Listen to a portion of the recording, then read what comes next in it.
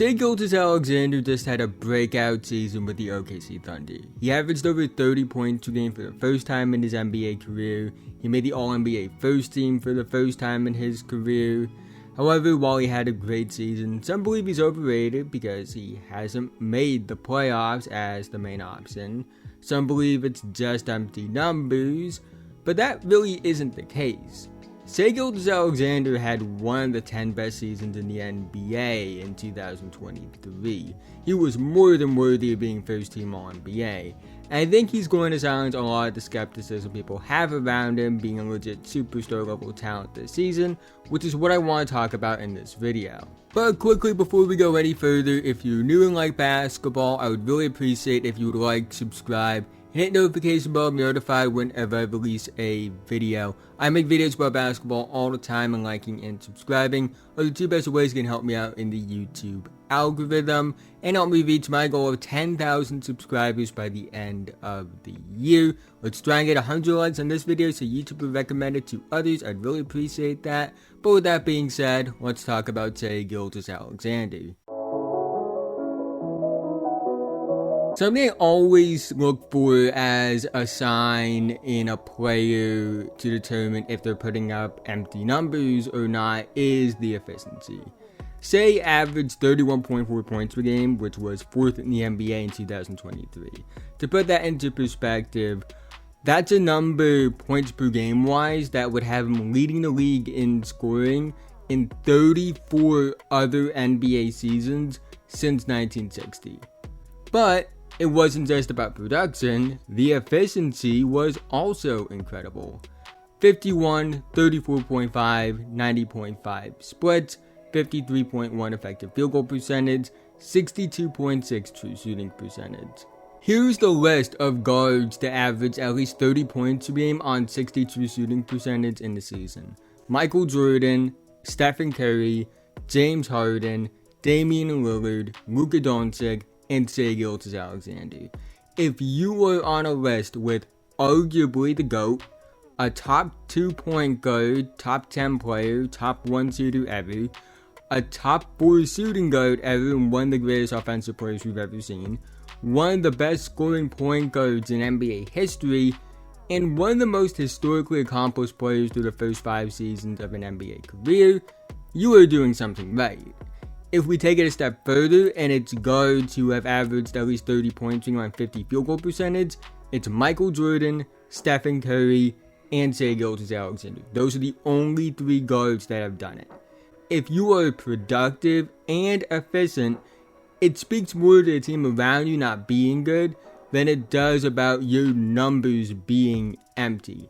It's why I never consider Devin Booker or Trae Young to be empty stat players when they missed the playoffs, because they were relatively to really efficient despite the team around them being bad. It's not like they were just chucking shots. Given the efficiency and production, it's clear that SGA isn't putting up empty stats. He's absurdly efficient and productive for a guard.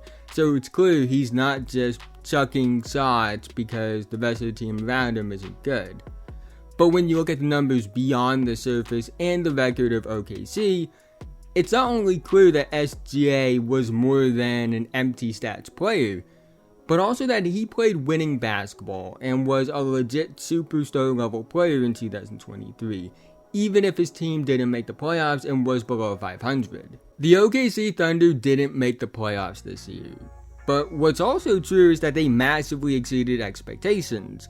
This was a team that had no expectations entering the season. Many thought they would be tanking for Victor Wembanyama. The over-under wins line for them going into the season was 23.5, which was tied for the second worst over-under wins line of any NBA team that season. Instead, they won 40 games, 16.5 over the projection going into the season, the most of any NBA team that season. So when you combine how much they overachieved with the season that SGA had, it's really hard to say he didn't have an impact on winning. Especially when you look at the other numbers as well. His offensive win shares and win shares were both 5th in the NBA.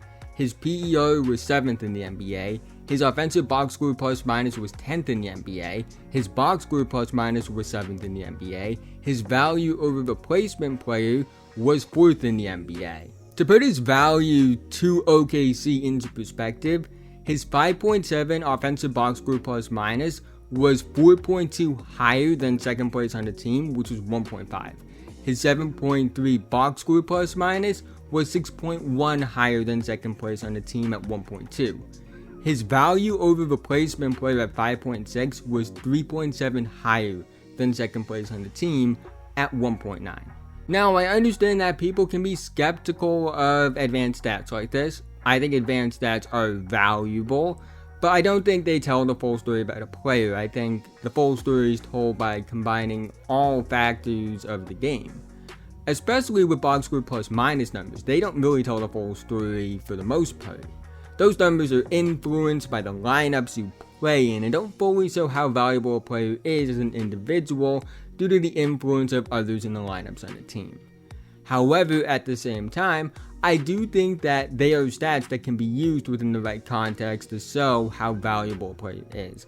And when you have a player that is averaging 30 or more points per game, super efficient, high usage rating, plays the most minutes on the team, despite 9 or more missed games than the other 5 minutes leaders on the team, and the team is nearly 17 wins above preseason projections, on top of all the advanced numbers being great, that's the sign of a superstar impact from a player. And the tape backs up the numbers as well. His scoring gravity is legit. He opens up opportunities for his teammates. He's a pretty good passer, but he is scorer first.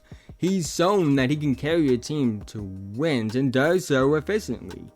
You can say he isn't a superstar level talent because of the wins and losses, but the numbers, efficiency, and tape also a superstar level talent. I don't know what to tell you. Shai plays the game in a way that's very unique. He's not a typical guard that relies heavily on 3-pointers and attacking the basket.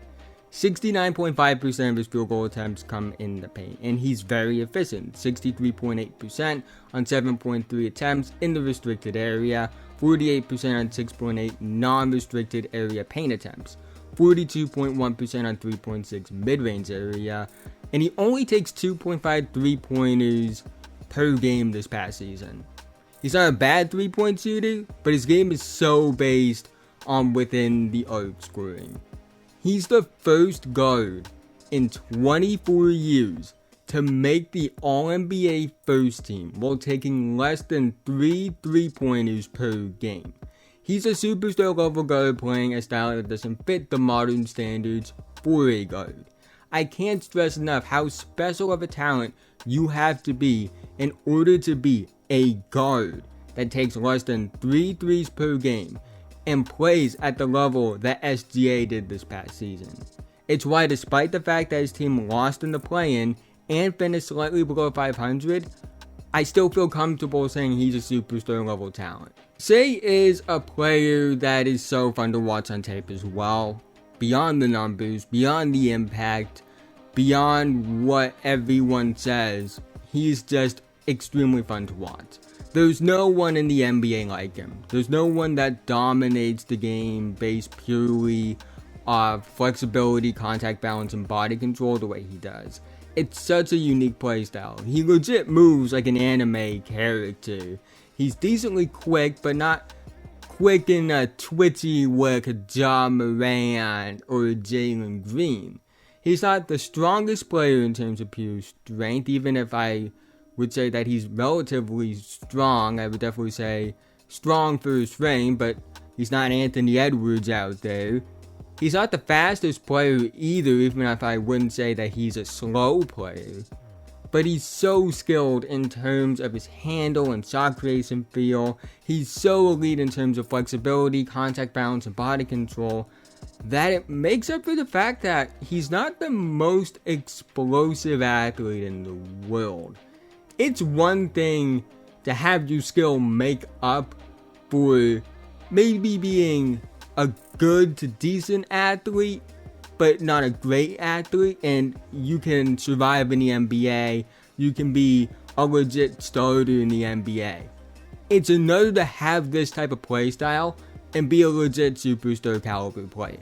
Shai Gilgeous Alexander is a player that is easily among the best in the NBA. When you look at everything, it's clear he's a superstar.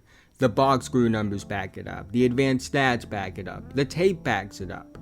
I understand the skepticism of calling a player who was on a slightly below 500 team that lost in the play-in a superstar. But you have to look beyond that. He had a legit superstar impact on that team. I don't think they're nearly as good as they were this past season without him. I don't think we're talking about them the same way we are when it comes to expectations for this upcoming season if he's not there. His production was historic. He wasn't the only reason OKC massively overachieved this past season, but he was the biggest reason they did, and it's very evident when you factor in everything into your evaluation. I don't know what else to tell you. And with Chet Holmgren coming back this season, the young guys like Giddy, J-Dub, and Casey Wallace all being guys that I think can contribute right away. Giddy and J-Dub getting better, Wallace being a great defender, and SGA being the player that he is, playing at the level he does. I think OKC is going to be a legit playoff team this upcoming season. And Shai is going to put a lot of narratives to rest. But that's the end of this video. If you made it to this point, thank you so much. Again, haven't already, like, subscribe, and notification bell notified whenever I release a video. I make videos with basketball all the time, and liking and subscribing are the two best ways you can help me out in the YouTube algorithm. And I'll be reaching my goal of 10,000 subscribers by the end of the year. Let's try and get 100 likes on this video so YouTube will recommend it to others. Let me know what you think about Shai Gilgeous Alexander. Do you think he's a superstar? Do you think he's not? Where does he rank in the league? I'll do all that in the comments section below. And thank you guys for the birthday wishes yesterday. I was really appreciative of that. And also thank you guys for the support you guys have shown me during the summer on the channel. This summer has been by far the most successful stretch I've had on the channel so far. And I really appreciate it because getting content out in the off-season's hard. You don't really have as much to talk about outside of like 5 topics. So I've been trying to think of other things to talk about. And the fact that you guys have shown so much support on the videos that I've made this summer, I'm really appreciative of that. I can't thank you guys enough for all the support that you guys show by liking the video, watching them, leaving comments, things like that. So I just want to thank you guys for that. We're going to have a really big season. I can just feel it. And I can't wait to see what we become as a community and a channel this upcoming season and beyond. But with that being said, have a nice day. And I'll see you guys in the next one.